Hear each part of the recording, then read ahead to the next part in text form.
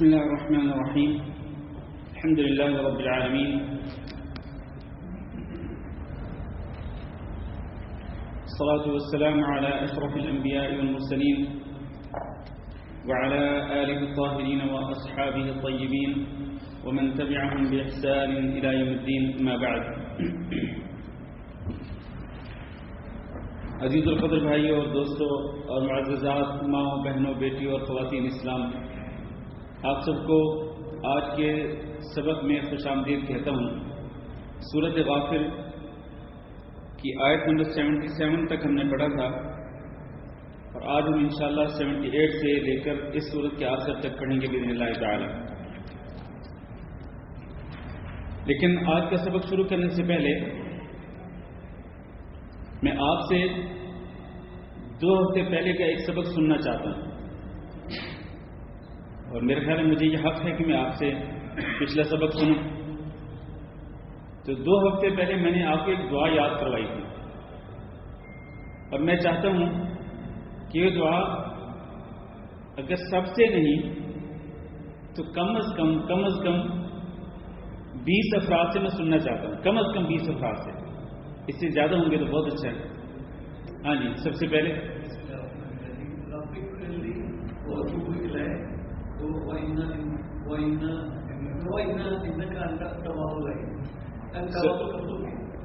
Sorry, آپ کی یہ دعا آپ نے صحیح نہیں سنائی، نہیں غلط. ہاں جی،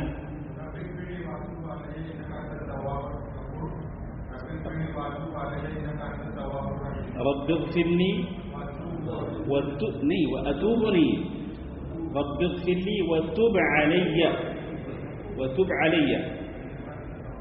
ہاں جی، ایک صاحب ہو گئے. چلے دوسرے. ہاں جی،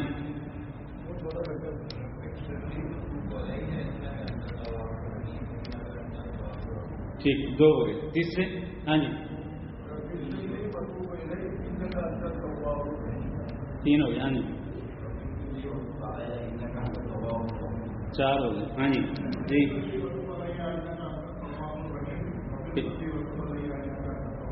ٹھیک ہو گیا. 5. ہاں جی، بہت اچھا. 6. ٹھیک، 6 ہو گئے. ہاں جی جی،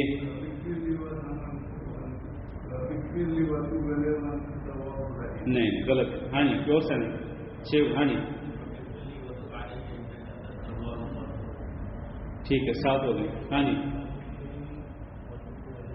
وتوب علی. 8 ہو گئے. ہاں جی، یہ پیچھے جو ہے. ہاں جی، نہیں سر، ماشاء اللہ بڑی گل ہے جی. 9 ہو گئے. ہاں جی، نہیں سر، ماشاء اللہ. 10 ہو گئے. ہاں جی،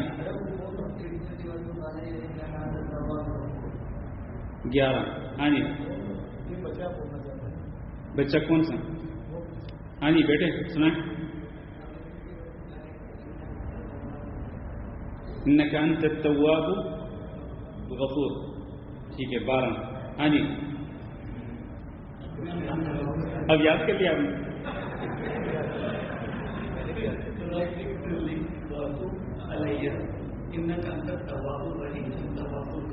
ٹھیک ہو گیا. کتنے ہو گئے؟ 13. ہاں جی، ہاں جی، 14 ہو گئے. ہاں جی،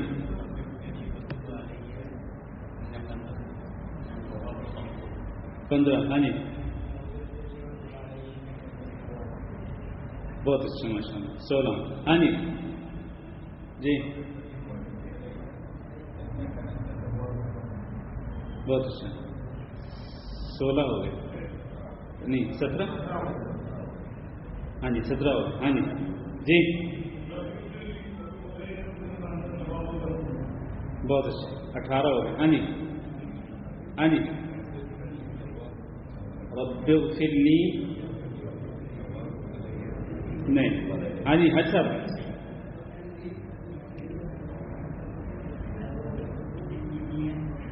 ٹھیک ہے. 19 ہو گئے. ہاں جی، ہاں جی، ٹھیک ہے. بہت اچھا. میری یہ تمنا تھی کہ آپ میں سے ہر ایک کو یہ دعا یاد ہوتی، لیکن ایسے لگ رہا ہے کہ آپ میں سے زیادہ تر کو یاد نہیں تھی. کئیوں نے تو ابھی یاد کر لی اور کئیوں کو ماشاءاللہ پہلے سے یاد بھی تھی، لیکن زیادہ تر کو یاد نہیں تھی، اور یہ اچھی بات نہیں ہے. یعنی آپ کو پچھلے 2 سبق پہلے، یعنی 2 ہفتے پہلے کے سبق میں سے صرف ایک کویشچن کیا میں نے، صرف ایک کویشچن. اگر زیادہ کویشچن کروں تو پھر پتہ نہیں کیا حال ہوگا آپ کا. تو یہ اچھے طالب علم کی نشانی نہیں ہے، یہ اچھے اسٹوڈنٹ کی نشانی نہیں ہے. لیکن آپ ماشاءاللہ سارے اچھے ہیں، ماشاءاللہ آپ سارے اچھے ہیں.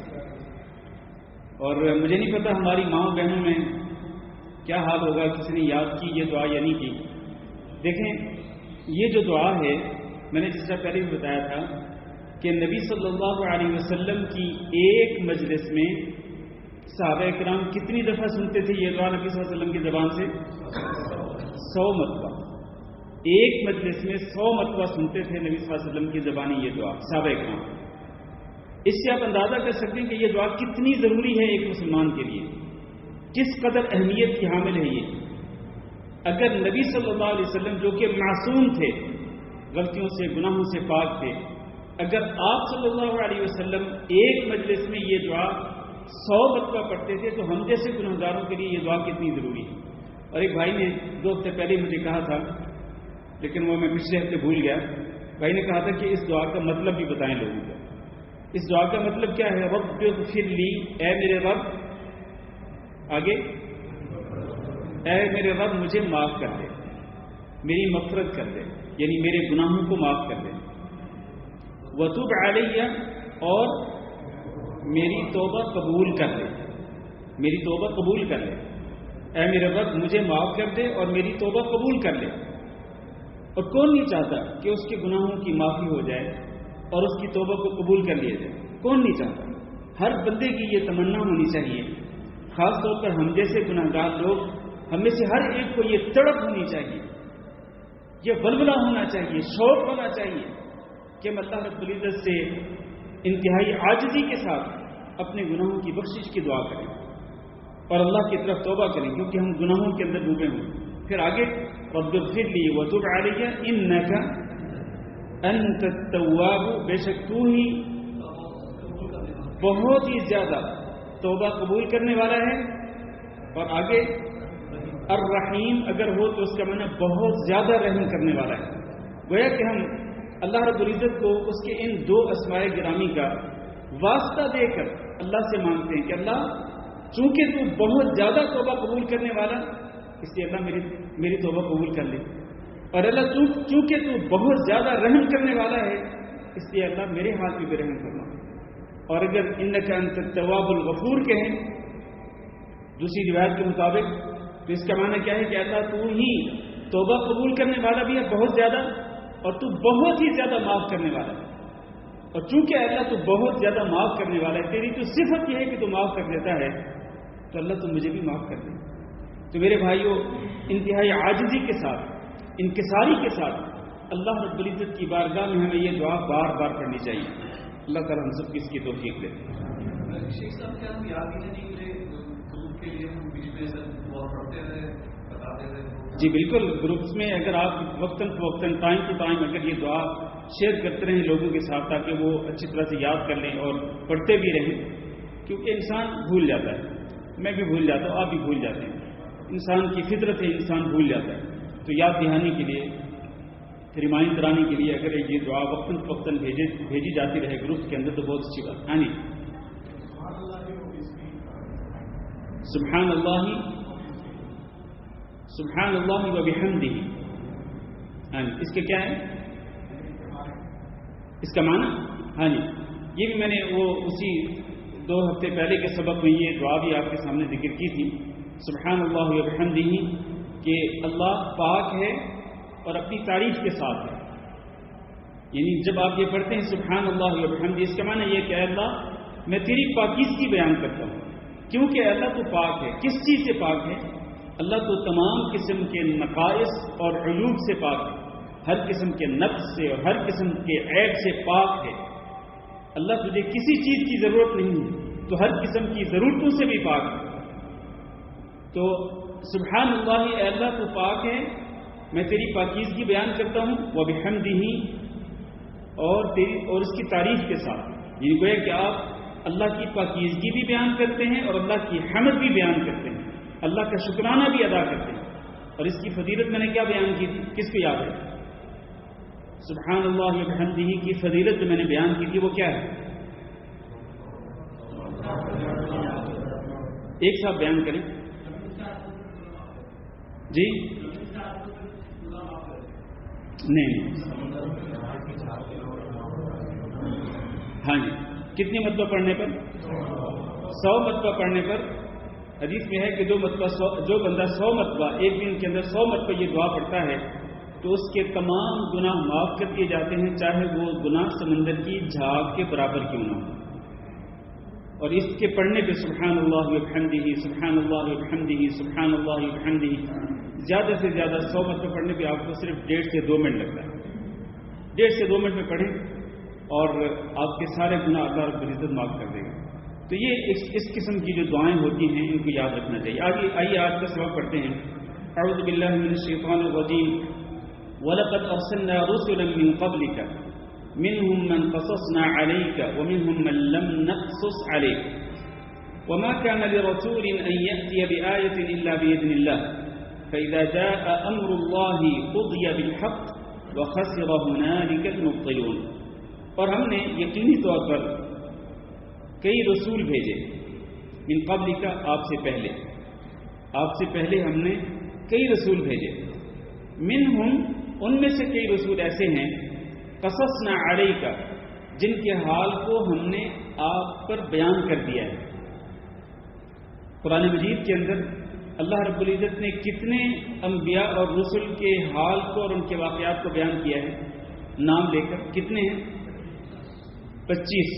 25 پیغمبروں کے اللہ رب العزت نے نام لے کر ان کے حال اور ان کے واقعات کو بیان کیا کہ انہوں نے کس طرح دعوت دی اور کس طرح ان کی قوموں نے ان کو جواب دیا اور پھر کس طرح اللہ رب العزت نے مختلف اقوام کو ہلاک اور برباد کیا.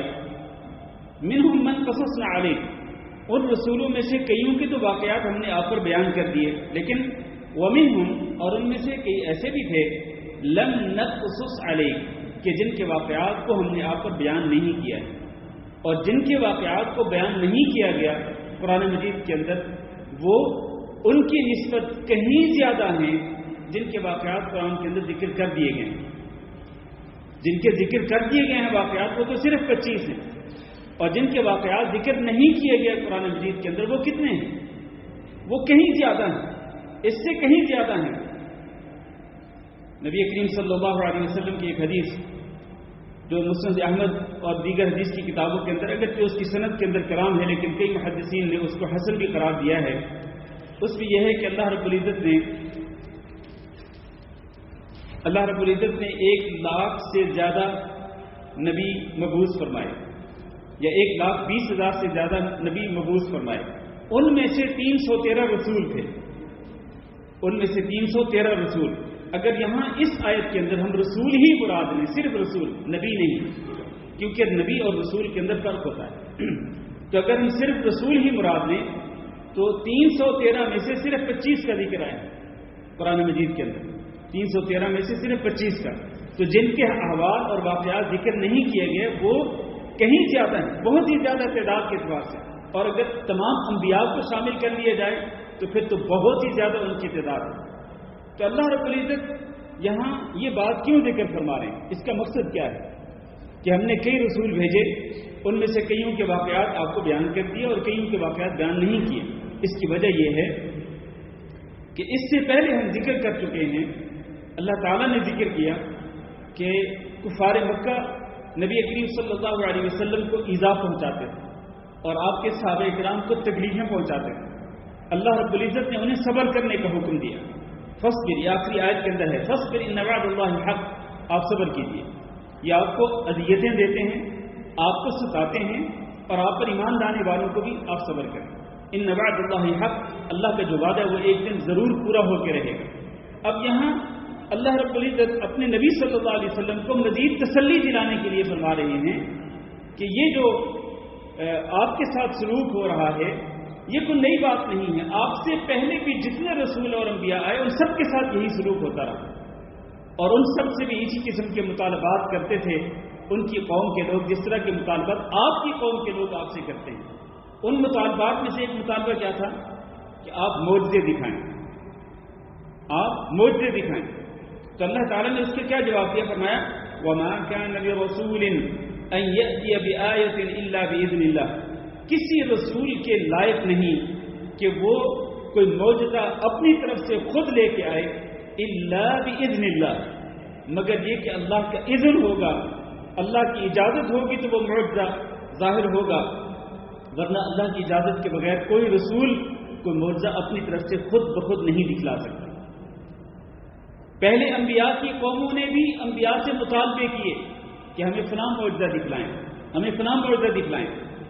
ہمارے نبی جناب محمد صلی اللہ علیہ وسلم سے بھی مکہ والوں نے کئی قسم کے مطالبات کیے تھے کہ ہمیں فلاں معجزہ دکھائیں, ہمیں فلاں معجزہ دکھائیں. اور ان مطالبات کا ذکر اللہ تعالیٰ نے سورت بنی اسرائیل کے اندر کر دیا ہے. وَقَالُوا لَن نُؤْمِنَ بِهَذَا الْقُرْآنِ حَتَّى تَفْجُرَ لَنَا مِنَ الْأَرْضِ يَنبُوعًا. ہمارے لیے زمین کے اندر سے کوئی چشمہ پھوٹ کے چشمہ نکال کے دکھا دیں. اسی طرح ایک مطالبہ یہ بھی تھا کہ آپ آسمان پہ سیڑھی لگائیں اور اس سیڑھی کے ذریعے آسمان تک چڑھ کے جائیں اور پھر واپس اللہ تعالیٰ کی طرف سے کتاب لے کے آئیں. جب آپ اس سیڑھی کے ذریعے چڑھ کے جائیں گے پھر نیچے اتریں گے اور کتاب لے کے آئیں گے پھر ہم مانیں گے اس کتاب کو. یہ اور اس قسم کے اور کئی بےہودہ مطالبات وہ کرتے تھے معجزات پر. اللہ نے فرمایا وما كان لرسول, نہ تو پہلے کسی رسول کے یہ لائق تھا اور نہ ہمارے اس رسول کے لیے یہ لائق ہے کہ وہ اپنی طرف سے خود بخود معجزہ لے کے آئے. معجزہ اگر آئے گا تو اللہ کے اذن سے آئے گا, جب اللہ تعالیٰ چاہے گا تب اللہ تعالیٰ کو معجزہ دکھلائے گا. یہ نہیں کہ کافروں کے مطالبے پہ کہ کافر جب مطالبہ کریں ادھر سے رسول فوری طور پر وہ معجزہ دکھلا دے, یہ نہیں ہو سکتا. اللہ تعالیٰ کسی کا پابند تھوڑا ہے, یا رسول صلی اللہ علیہ وسلم کسی کے پابند تھوڑے ہیں کہ وہ مطالبوں کے اوپر وہ معجزے دکھلانا شروع کر دیں. تو یہ اللہ رب العزت کے اذن کے ساتھ ہو سکتا ہے. اور یہاں ایک بات اچھی طرح سے سمجھ لیں ذرا میرے بھائیوں, اگر تو رسول اپنی طرف سے کوئی معجزہ دکھانے پہ قادر نہیں جب تک کہ اللہ تعالیٰ نہ چاہے, تو کیا کوئی ولی, کوئی بھی ولی اپنی طرف سے کوئی کرامت دکھانے پہ قادر ہے جب بھی چاہے؟ کیا خیال ہے آپ کا؟ لوگ تو کہتے ہیں کہ شیخ عبد القادر جیلانی رحمہ اللہ جو ہیں وہ لوگوں کو زندہ بھی کرتے تھے, مارتے بھی تھے. جب چاہتے کسی مرے ہوئے کو زندہ کر دیتے اور جب چاہتے کسی زندہ کو مار دیتے. اس قسم کی جھوٹی کہانیاں لوگوں نے اولیاء اللہ کی طرف منسوخ کر رکھی. اگر رسول اپنی طرف سے کوئی معجزہ نہیں دکھلا سکتا جب تک کہ اللہ کا اذن نہ ہو, تو کوئی اور شخص چاہے وہ کتنا بڑا ولی کیوں نہ ہو وہ اپنی طرف سے وہ کرامت کیسے دکھا سکتا ہے جب وہ چاہے؟ یہ نہیں ہو سکتا ہے. تو اس لیے اللہ تعالیٰ نے فرمایا فَإِذَا جَاءَ أَمْرُ اللَّهِ, پھر جب اللہ رب العزت کا امر آ جائے گا قُضِيَ بِالْحَقِّ, پھر حق کے ساتھ فیصلہ کر دیا جائے گا. معجزہ جب آئے گا نا اللہ تعالیٰ کی طرف سے تو پھر حق کے ساتھ فیصلہ کر دیا جائے گا. پھر کسی کو ڈھیل نہیں دی جائے گی, پھر کسی کو مہلت نہیں دی جائے گی. اس لیے اللہ وارننگ دے رہے ہیں کہ تم معجزات کا مطالبہ نہ کرو, اور جو معجزات آپ کو دکھلا دیے گئے ہیں اس نبی محمد صلی اللہ علیہ وسلم کی حقانیت اور اس کی صداقت پہ دلالت کرنے والی جو نشانیاں آپ کو دکھلا دی گئی ہیں ان پہ ایمان لے آؤ اور اس رسول کی بات کو تسلیم کر لو, اس کی دعوت کو قبول کر لو. کیونکہ جب اللہ کی طرف سے کوئی معجزہ آ جائے گا تمہارے مطالبے کے اوپر تو پھر ڈھیل نہیں دی جائے گی. اور پھر وہاں پر کیا ہوگا وَخَسِرَ هُنَالِكَ الْمُبْطِلُونَ, اور جب اللہ کا حکم آ جائے گا تو پھر اہل باطل وہاں پر خسارے میں چلے جائیں گے, وہ ہلاکت اور بربادی کی گھاٹیوں میں جا گریں گے. پھر اللہ تعالیٰ ڈھیل نہیں دے گا, مہلت نہیں دے گا. پھر اس کے بعد اللہ تعالیٰ نے کچھ اپنی نشانیاں ذکر فرمائی. سنیے ذرا کیا نشانی ہے. فرمایا اللہ الذی جعل لکم الانعام, اللہ وہ ہے کہ جس نے تمہارے لیے چپائے جانور پیدا کر دیے. لترکبوا منها, ان چپائے جانوروں میں سے کچھ تو ایسے ہیں کہ جن پر تم سواری کرتے ہو. وَمِنْهَا تَأْكُلُونَ اور ان چپائے جانوروں میں سے کچھ ایسے ہیں کہ جن کا تم گوشت بھی کھاتے ہو۔ اس کے علاوہ وَلَكُمْ فِيهَا مَنَافِعُ ان جانوروں کے اندر تمہارے لیے بہت زیادہ فوائد بھی ہیں۔ وَلِتَبْلُغُوا عَلَيْهَا حَاجَةً فِي صُدُورِكُمْ اور اس لیے بھی اللہ تعالیٰ نے یہ جانور اس لیے پیدا کیے ہیں کہ تاکہ تم اس ضرورت کو پہنچ سکو جو تمہارے سینوں کے اندر ہو، یعنی جو تمہارے سینوں کے اندر کوئی ضرورت ہے کسی جگہ پہ، کسی مقام پہ، کسی شہر میں، کسی بستی میں، تو اللہ نے تمہارے لیے یہ جانور پیدا کر دیے ہیں تاکہ تم ان پہ سواری کر کے ان پہ سوار ہو کے تم اس ضرورت کے لیے اس جگہ پہ پہنچ سکو۔ اللہ تعالیٰ نے یہ تمہیں نعمت دی ہے۔ وَعَلَيْهَا وَعَلَى الْفُلْكِ تُحْمَلُونَ اور انہی جانوروں کے اوپر اور اسی طرح کشتیوں کے اوپر تم اٹھائے جاتے ہو، یعنی تم ان جانوروں کے اوپر بھی سواری کرتے ہو اور اسی طرح تم کشتیوں کے اوپر بھی سوار ہو کر تم ایک جگہ سے دوسری جگہ تک یا ایک کنارے سے دوسرے کنارے تک جاتے ہو اور اپنی ضرورتوں کو پورا کرتے ہو۔ اب آپ دیکھیں اللہ رب العزت نے چپائے جانوروں کا ذکر کیا اور یہاں اللہ تعالیٰ نے کچھ فائدے ذکر کیے ہیں۔ ایک فائدہ یہ کہ تم ان پہ سواری کرتے ہو اور ایک فائدہ یہ کہ تم ان کا گوشت کھاتے ہو، اور پھر اللہ تعالیٰ نے کئی اور فوائد کی طرف اشارہ کر دیا ہے، ذکر نہیں کیے۔ مثال کے طور پر جو دودھ دینے والے جانور ہیں ان کے دودھ سے کتنے فائدے اٹھائے جاتے ہیں۔ ان کا دودھ، جانوروں کا دودھ انسان کی جو غذائی ضرورت ہے، انسان کے جسم کی جو خوراک کی ضرورت ہے، اس ضرورت کو پورا کرتا ہے وہ دودھ، اور اس کے ذریعے پھر بہت ساری چیزیں بنتی ہیں۔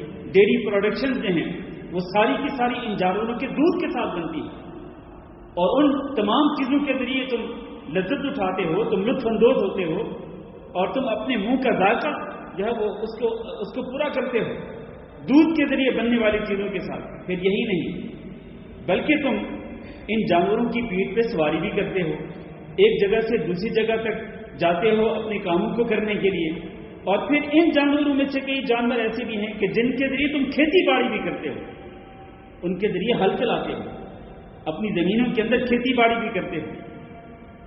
ایک تو ان کی زندگی کے اندر، جانوروں کی زندگی کے اندر تم ان سے فائدہ اٹھاتے ہو، دوسرا یہ کہ جب تم ان کو ذبح کرتے ہو، ذبح کرنے کے بعد تم ان کا گوشت بھی کھاتے ہو، ذبح کرنے کے بعد ان کے بالوں سے تم فائدہ اٹھاتے ہو، ذبح کرنے کے بعد تم ان کے حتیٰ کہ ان کی جلد سے بھی فائدہ اٹھاتے ہو، ان جانوروں کے دانتوں سے فائدہ اٹھاتے ہو۔ یعنی کتنے فائدے ہیں ان جانوروں کے اندر جو اللہ تعالیٰ نے یہاں اشارہ کر دیا۔ پھر اس کے علاوہ یہ جو آخری لفظ ہے وہ علی الفلک تحملون، کہ کشتیوں پر تمہیں سوار کیا جاتا ہے۔ اب آپ ذرا غور کریں، زمین کی جو زمین کا صرف ایک چوتھائی 1/4 ایک چوتھائی حصہ جو ہے وہ خشکی پر مشتمل ہے، اور باقی جو 3 حصے ہیں زمین کے وہ کیا ہیں؟ ان میں پانی۔ ذرا تصور کریں آپ کہ خشکی صرف ایک حصہ، اور اس خشکی پر بسنے والے جتنی بھی مخلوقات ہیں اللہ رب العزت کی، انسانوں سمیت، انسان بھی، جانور، حیوانات بھی، پرندے بھی، اور یہ درخت بھی، نباتات بھی، ان تمام کی ضرورتوں کو پورا کرنے کے لیے اللہ رب العزت نے زمین کے 3 حصوں پر پانی پھیلا دیا۔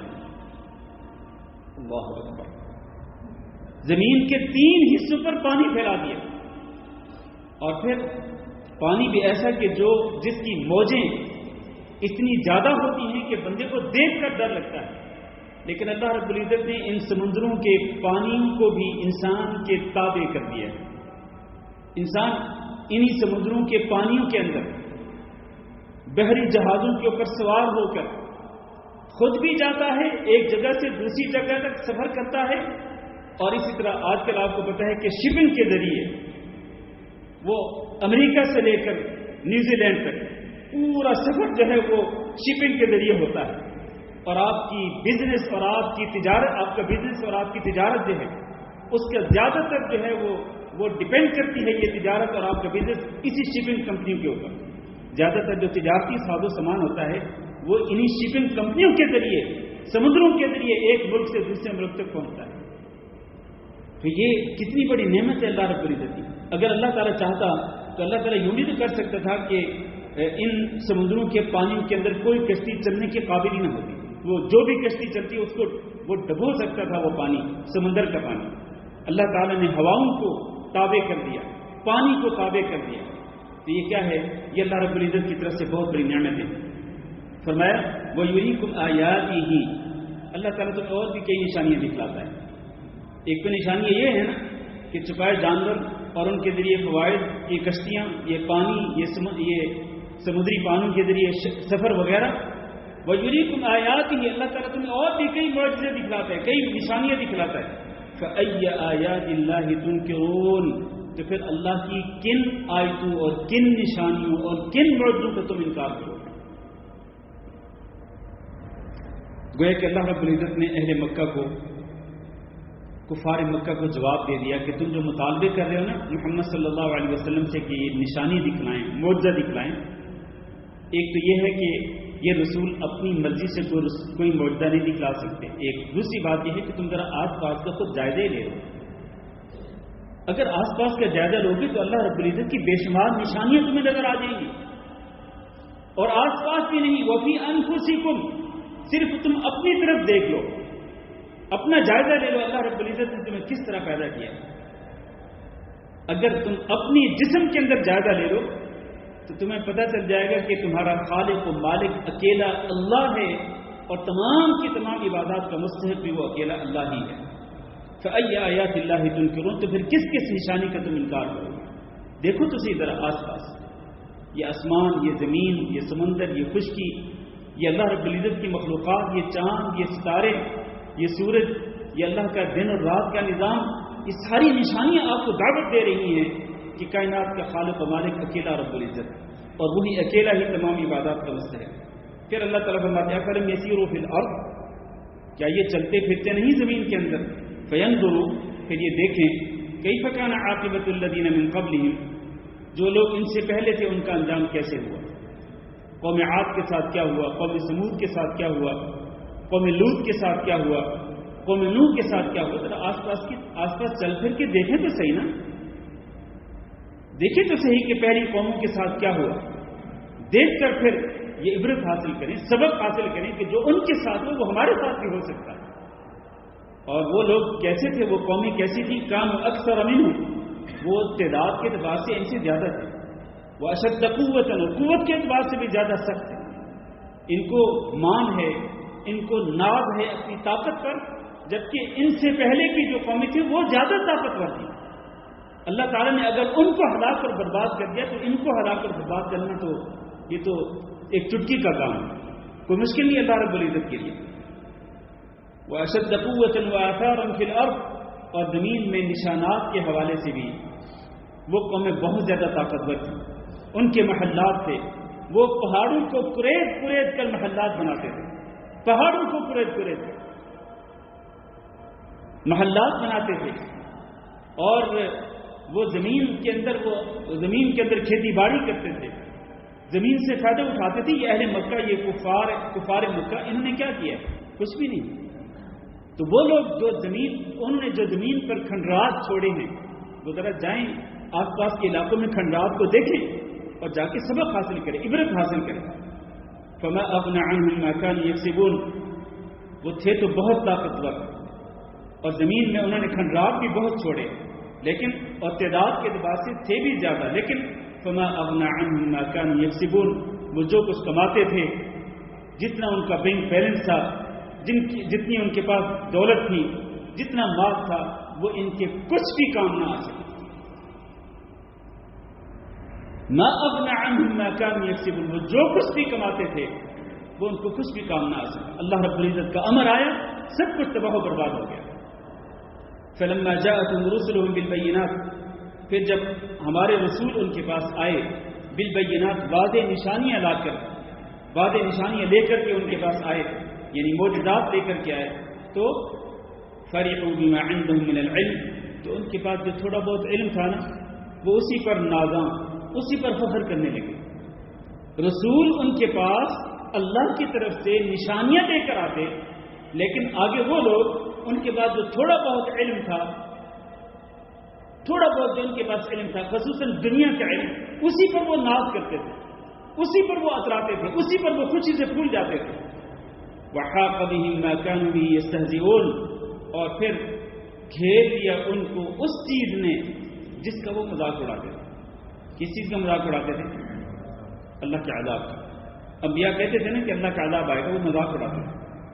چنانچہ آخر ایک سٹیپ آ گیا، ایک مرحلہ آ گیا، ایک وقت آ گیا کہ جس چیز کا وہ مذاق اڑاتے تھے اسی چیز نے ان کو گھیر دیا اللہ کے عذاب میں، اور ان کو کوئی مہلت نہ ملی. فلما رأوا بأسنا، پھر جب انہوں نے ہمارے عذاب کو دیکھا، قالوا، تو کہنے لگے آمنا باللہ وحدہ، ہم اکیلے اللہ پر ایمان لے آئے.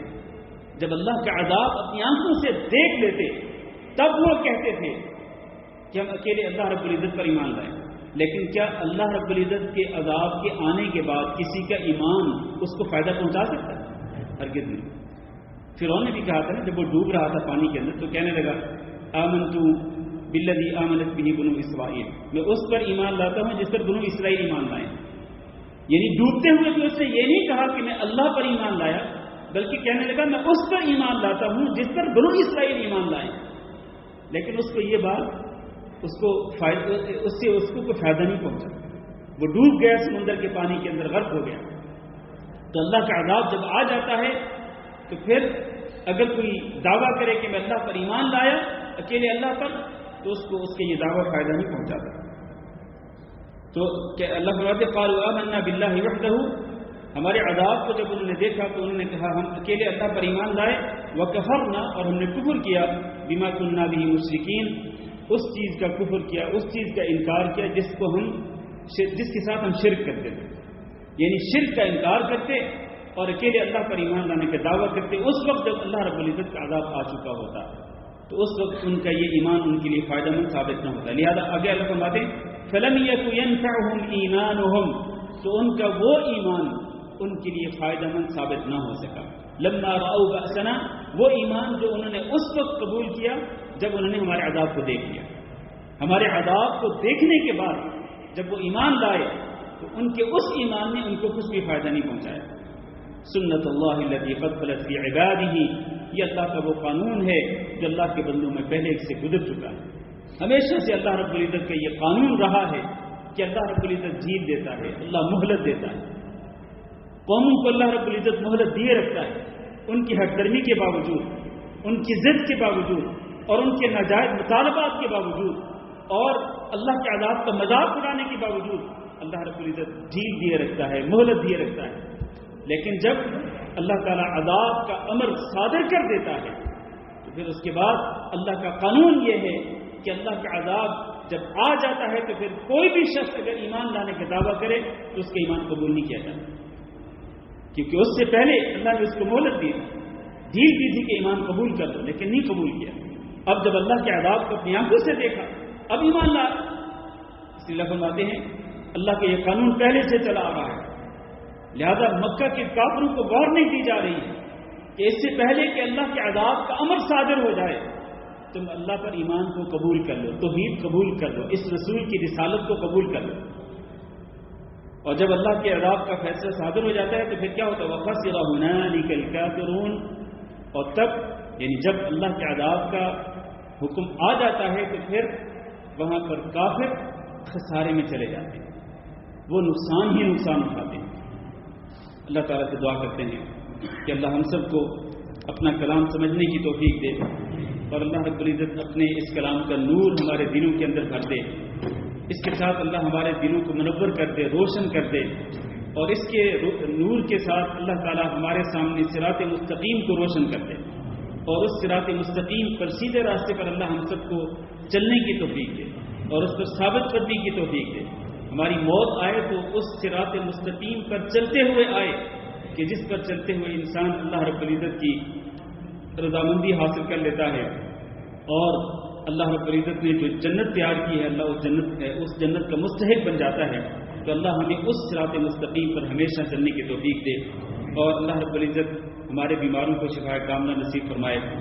ہمارے کویت کے ایک بہت بڑے شیخ محترم جناب مولانا عبدالرؤوف صاحب بیمار ہیں، لاہور میں ایک ہاسپٹل میں سیریس ہیں، تو ان کے لیے دعا کی اپیل کی گئی. اسی طرح ہمارے ایک بھائی ہیں عثمان بھائی، انہوں نے آج میسج کیا تھا کہ ان کے والد غالباً ان کے والد کا جو ہے نا وہ کینسر کی بیماری ان کو ڈائگنوز ہوئی ہے، تو انہوں نے بھی دعا کی اپیل کی ہے، تو ہم ان کے لیے بھی دعا کرتے ہیں، تمام بیماروں کے لیے دعا کرتے ہیں، اللہ تعالیٰ سب کو شفا کاملہ نصیب فرمائے، ہمیں جو بیمار ہیں اللہ تعالیٰ انہیں بھی صحت و عافیت سے نوازے، اور تمام بیماریوں سے اللہ تعالیٰ ہم سب کو محفوظ رکھے۔